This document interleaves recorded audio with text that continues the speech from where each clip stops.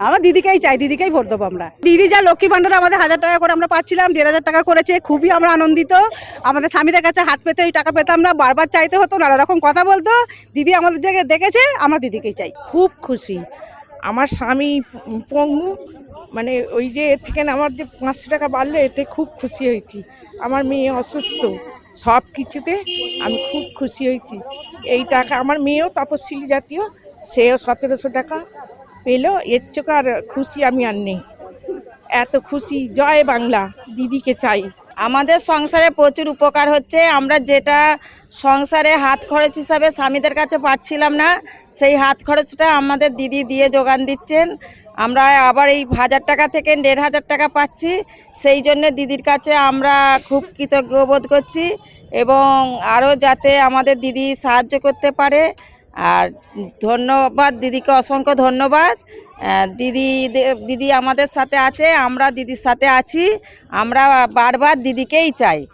রাজ্যের অন্তর্বর্তীকালীন বাজেটে লক্ষ্মীর ভান্ডার প্রকল্পে 1 লাফে 500 টাকা ভাতা বৃদ্ধি পাওয়ায় গ্রামাঞ্চলের সাধারণ মহিলাদের মধ্যে খুশির আবহ তৈরি হয়েছে।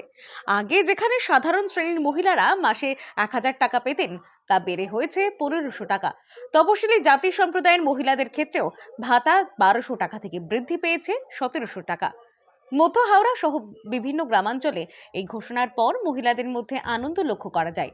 অনেকেই জানিয়েছেন সংসারের নিত্য প্রয়োজনীয় খরচ, ওষুধপত্র, সন্তানদের পড়াশোনা কিংবা সঞ্চয়ের ক্ষেত্রে এই বাড়তি অর্থ বিশেষ সহায়ক হবে।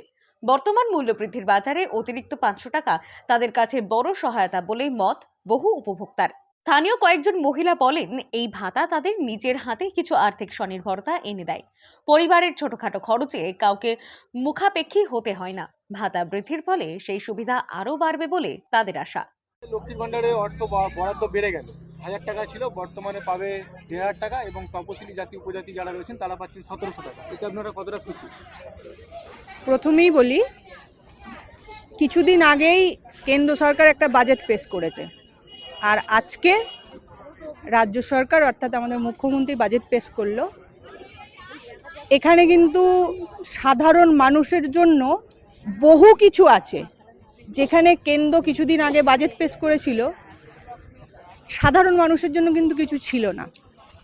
তারপর আসি লক্ষ্মী ভান্ডার। এই যে আমরা 1000 টাকা পেতাম, এখন 1500 টাকা হলো। আমরা সাধারণ বাড়ির, মধ্যবিত্ত বাড়ির গৃহবধূ, আমাদের কাছে 100 টাকার মূল্য অনেক। যেখানে আমাদের হাজব্যান্ডরা মাস গেলে পড়াশোনার জন্য বাচ্চাদের টিউশনের ফি দিতে পারে না, আমরা বারবার চাই, সেখানে এটা আমাদের কাছে অনেক বড় একটা পাওয়া। মানে এর আমরা সীমা যে কোথায় যাবে আমি জানি না। তো যাই হোক, সাধারণ মানুষ আজ দেখলো যে বর্তমানে সরকার, আমাদের রাজ্য সরকার আমাদের সাধারণ মানুষের জন্য কি কি রেখেছেন।